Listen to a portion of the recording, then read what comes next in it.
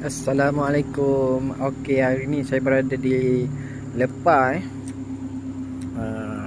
Saya berada di Lepah untuk saya melihat satu lot untuk dijual, lot tanah pertanian untuk dijual bersebelahan dengan agro farm ni, peternakan kami, perladangan rumput binatang, bersebelahan ni pagar dia. So tanah ni masuk dalam 200 daripada pintu pagar ni, tepi pagar ni dia masuk ke dalam. Jadi jalan ni tertutup. Jadi ada yang berminat, kita akan clearkan laluan jalan ni untuk sampai ke tanah. Dalam 200 meter sahaja untuk sampai ke tanah daripada jalan ni. Ini jalan tar ya.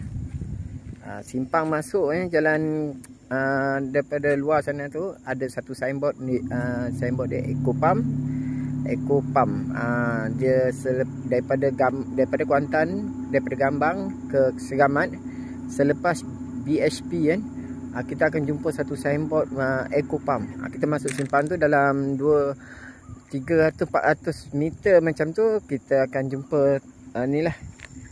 Sini lokasi yang saya berada ni. Tanah seluas 4 ekar, leasehold, reserve Melayu.